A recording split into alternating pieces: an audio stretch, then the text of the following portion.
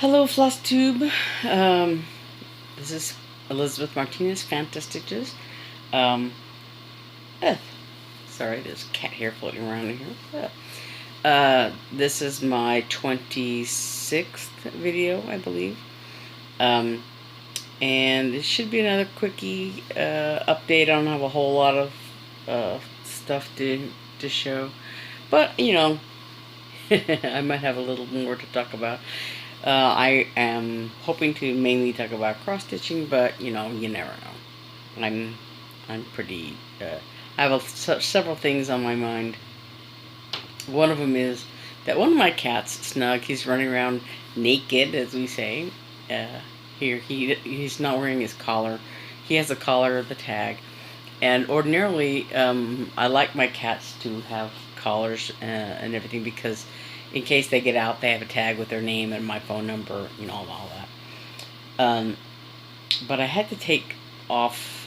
I took off the collar. I took the collar off of Snug, my cat Snug, because he was like kind of like itching, like he was trying to scratch his neck or shoulder or something, and he couldn't really get at it. So I took his collar off and I tried to, I brushed him really well to try to get rid of his whatever was making him itch. And and I just haven't put his collar back on. I've been letting him, get some relief and run around naked, so to speak. So anyway, as I had told my sister, I did a little Snapchat of him lying there without his collar on, and I called it "Naked Kitty in the Naked City." When I was a kid, this was probably before the time of a lot of people, but people my age might remember it. I vaguely remember, but there was a show called The Naked City. It was, we had a black and white television, so I don't know if the show was black and white or or it was just our TV, but it was called The Naked City, and I think it was about like it was a cop show in Los Angeles, I think, or something like that. But anyway, so yeah, I the naked kitty in the naked city. And the other thing, today it's Saturday evening.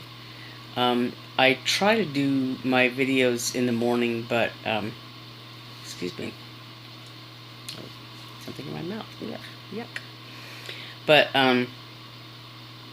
today was another sort of adventurous day, not in a good way necessarily.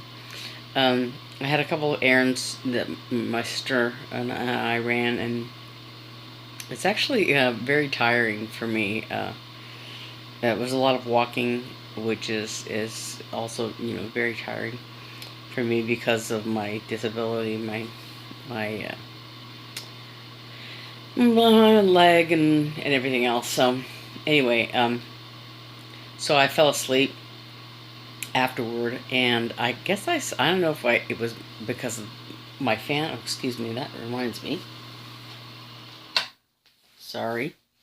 Um, I don't know if it was because of the fan, or if I was sleeping with my mouth open a little bit or something. I kind of fell asleep, in a weird position on my bed.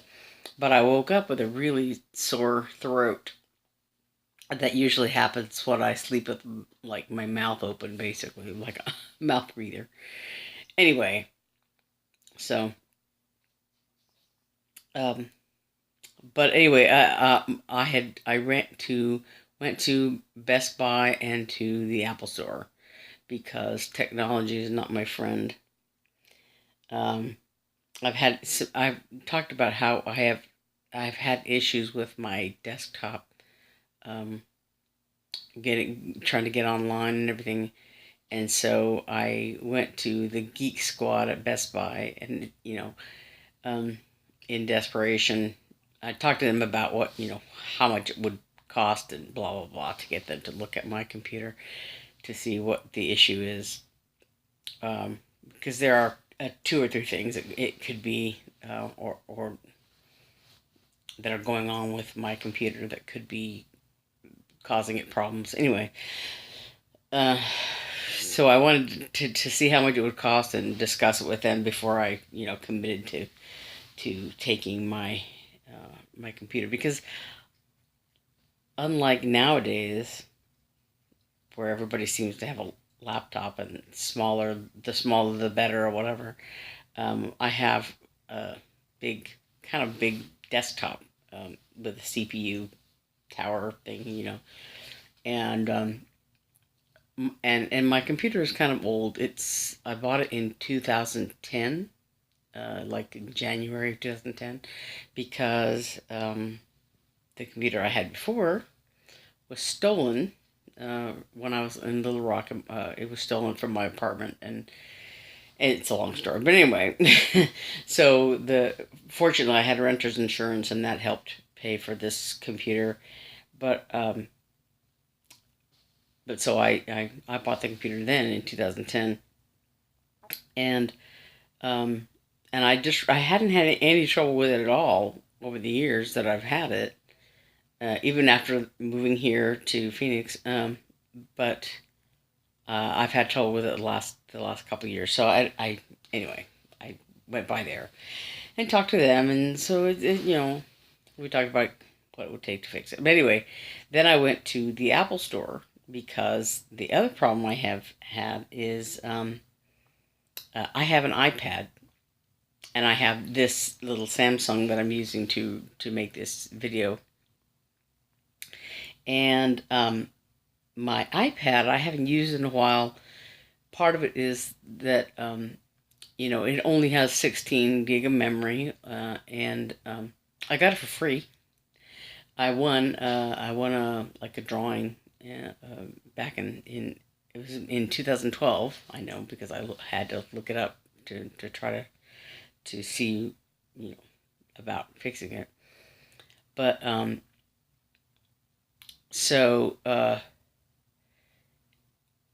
anyway, I set it up then, and and all that, and so he wanted for me to do an operating system update and all that, and I didn't have room, and this and that and the other. And then so I kind of put that off at the time for a while, and then when I would try to get online, it wanted my old email address and the password that I used to set it up, and and this is all information from 1,000 years ago, and I've slept since then, so I don't really remember some things. Anyway, so I went to the Apple store since we were out and about, and I talked face to face with a guy there, and they gave me a support number and for me to call, to work on getting the password activated in whatever, blah blah blah.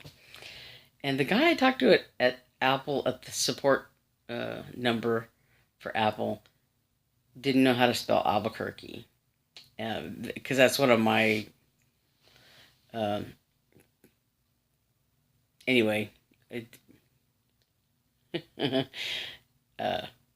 won't get into that right now. But anyway, he and so I was spelling it for him, and it involves Q's, and he was saying, "Is that K? K-E-R?" And I was like, "No, I didn't say K. I said Q-U." Anyway, it was kind of funny. But anyway, so he was telling me that, well, your iPad is really old, and we don't really support that system, and we're not going to send updates to it, blah blah blah. It's like, so are you telling me that it's basically a doorstop, And so yeah, I don't know if it was the guy that I was talking to, or if I'm going to ever be able to reactivate this iPad. But anyway, so it was kind of disappointing. Anyway. So, yeah, I have a computer I can't use and an iPad I can't use. And so, good thing I have the Samsung tablet, which I also got for free. Free with the purchase of my phone. So it wasn't really free necessarily, but it was free. Anyway, let's talk about cross-stitching. I really don't have much to talk about. I feel like, compared to some people who talk about all their whips, and I stitched on this, and I stitched on that, and I had this finish, and I had this FFO, and blah, blah, blah. And I don't have any of that. I don't really even have any haul. I don't have any haul at all this week. I haven't bought anything. I haven't done anything. I feel like I've been stitching away. I haven't even really, I feel like I haven't done that much stitching because there are some days when I've done very little. Like today, I barely did any stitching at all. Just because like I said, I was running around in the morning and sleeping in the afternoon and everything. So, but I do have a little bit of progress, so I'm going to talk about that. This is my never-ending project, my design for "Come Thou Fount of Every Blessing." Come Thou Fount of Every Blessing. So I wrote, as I mentioned last week, I wrote the words "Come Thou Fount" in this reddish color compared to the purplish that I use for all the other lettering. But "Come Thou Fount of Every Blessing." This is the first verse, and I did finish the heart over here, and I did add one or two rows on here to make it a little bit less abrupt, a little more heart shaped, a little rounder on top. But I finished it, the heart, and I realized the colors, I have several bright colors, several, I don't know. There's not a real overall look to it, I guess, or something. I don't know. But no, this is my first design attempt. I figure, there's lots of things going on here that I don't know. I look at it and I think, well, there's some things I might have done differently if I'd known what it was going to be like, or whatever. So, but then there's my little angels that I made, and music, this little music passage. This is what I really thought of when I first started this design, was this music line and this "Teach Me Some Melodious Sonnet." That's what this is. Teach me some melodious sonnet, sung by flaming tongues above. Yeah, so that was always one of my favorite lines from this hymn, favorite pieces of little, measures of music from this hymn. And anyway, so this is the rest of the first verse. There's the "Praise the Mount, I'm fixed upon it." And then this little band of water. And I said in one of my Friday Off the Grid posts, I think, that if I had this to do over again, that I would not do this water border. Now that I look at it, this border around the words is fine, but then that makes this, it really kind of sticks out, especially now that I'm doing the second border here, between the second and third verses. This border down here is also very thick, and compared to this the larger border down the sides, and this is going to continue on around the third verse, this thin border. And I thought, well, there's no reason why I did this thick border between the verses. I could have just left, done one line if I wanted to separate the verses. I didn't really need to do a thick border there, especially compared to this thin border here. It looks very clunky and, kind of out of place. I don't know. Maybe when it's all finished, it'll look different, but, So anyway, here's the second verse. Here's Ebenezer, my Ebenezer. Here I raise mine Ebenezer, and there's a little altar on top of Ebenezer. This is the second verse. There's a little sheep, there's a little flock of sheep, and the little sheep by itself. There's a lot of cat hair. My cats shit a lot. And there's the little sheep. This is where I started in the middle of this. That's why the second verse is in first. But there's the And there's Jesus carrying a little sheep. My little cartoony Jesus. And I don't think, yeah, anyway. And so now I'm working on this other border, and I'm almost finished with it. I'm going down the home stretch here on this. So this one, because of the way it hits, is a little different than this one up here. Because this one, this little side border goes in and out. It goes, 2, 2, 2 in, and then 2 by 2 out, and then in, right? So here it goes out. So this little 2 by 2 thing is consistent, and then this little pattern connects the two. But this goes, the in and out part is consistent, and when it gets down here, we get down to this other border, this in and out thing is still consistent. Here's out, in, out. It's on the way out up here. Oh, there's another cat here. But, so it's easier to see maybe on this side, the in and out thing, because I'm more or less finished here.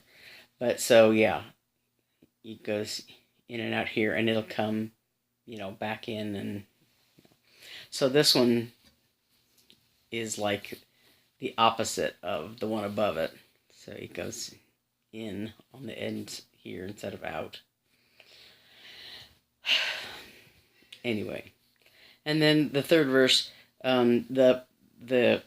this color that I used for Come Thou Fount, I will also use for the line prone to wander. Lord, I feel it.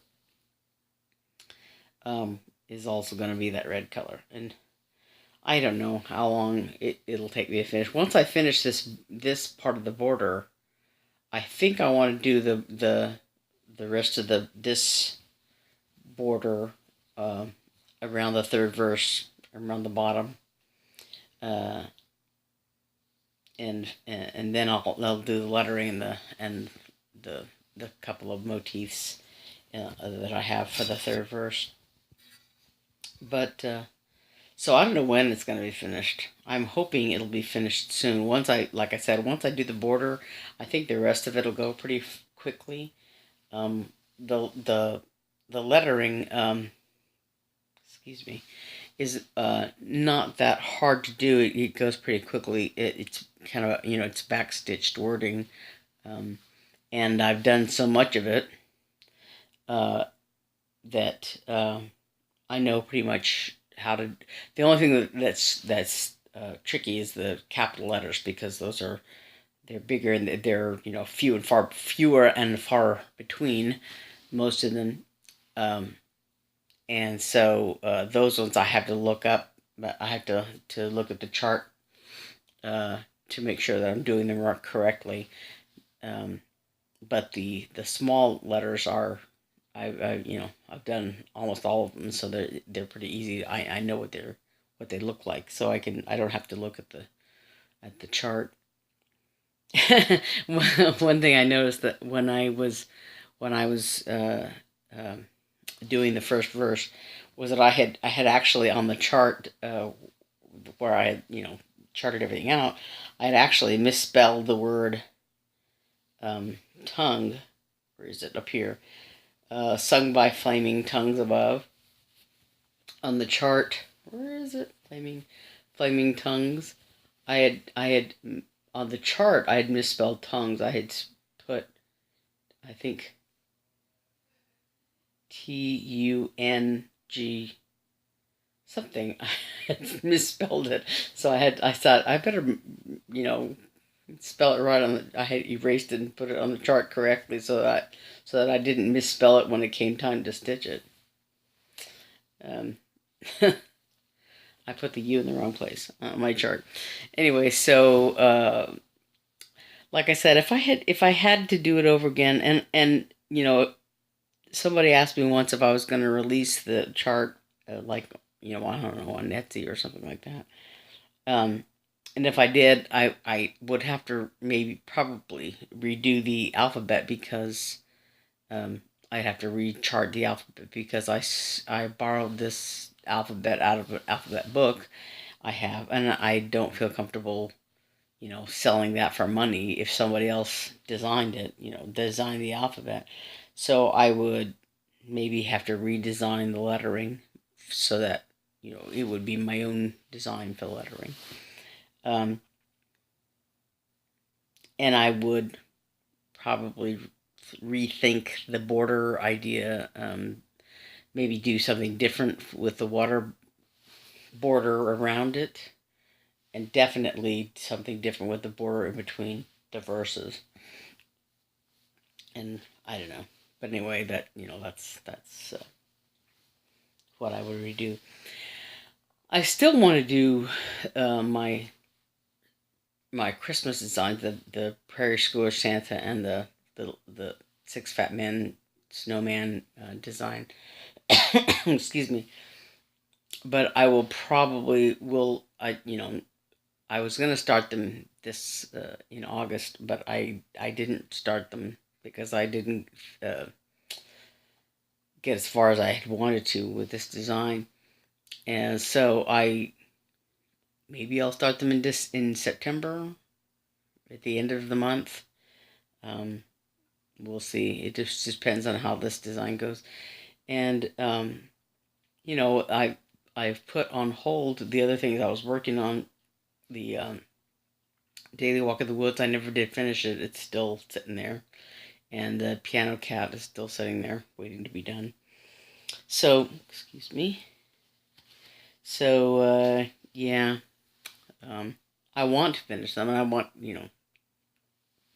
I'm better off, I think, being a monogamous stitcher and working on one project at a time until I finish it. But I've had design ideas going around in my head, and I want to work on them. I kind of started preliminary work on some ideas, but and I'm looking for a good design program that I can use on my tablet or on my computer once I get it working again, that I can download. I downloaded one program to my tablet. I went and I looked online and actually Mr. X Stitch magazine. What's his name? The guy, oh gosh, I can't think of his name. Anyway, Mr. Cross Stitch, Mr. whatever you call him, and on X Stitch magazine, he had some cross stitching programs or whatever for Android or iPad. And I downloaded one thing and that seemed like it would work for me, but there are things about it that I don't know. I was not. It wasn't. I don't know if it wasn't serving my purposes or I didn't understand it. Maybe I don't know, but I uninstalled it. It was installed on my tablet, and I messed around with it a little bit, and I uninstalled it because I don't know. It didn't do what I wanted to do with it.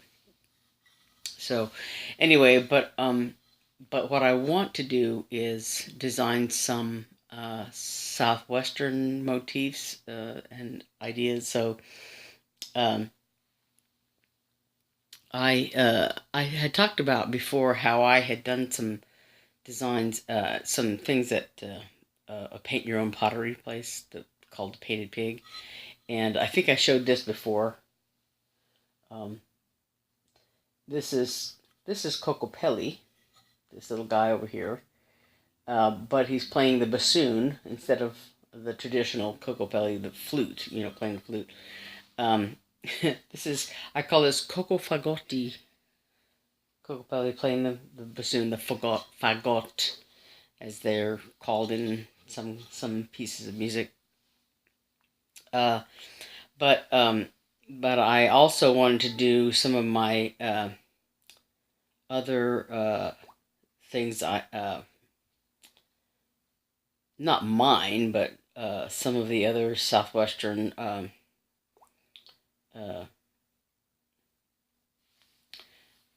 motifs, I guess, that I've come across, and one of them is um, this little antelope um, design is the one I was playing around with, and I did this on a little like ooh, pen or pencil box um, uh, that I painted, I should say.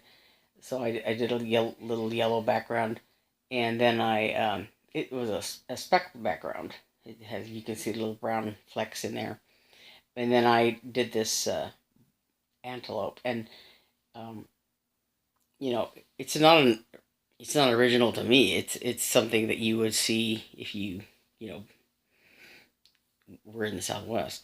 So here's a heartline bear, and it's not the best you know thing around it, but especially this is but it's hard to make, you know, with the uh, paintbrush. And here's the more traditional Kokopelli. Um, and then there's a little hand, and there's my attempt at a lizard. It looks like a flatworm with a tail, but it's supposed to be a lizard. Anyway, that Zia Sun is also, it's a New Mexico thing. But anyway, so I'm wanting to do something along those lines when it comes to designs. But so that's kind of in the back of my head now. But I want to finish this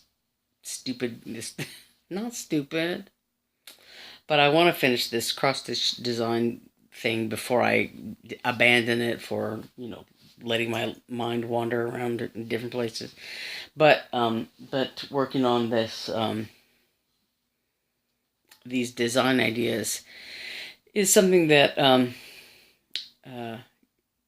I'm letting my brain work on those things to give myself some distraction from stitching and something else to think about for a while besides just the design that my first design. Anyway, so that's where I am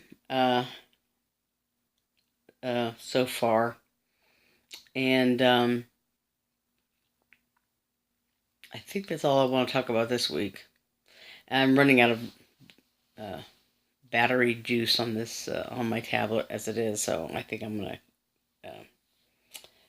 stop for now.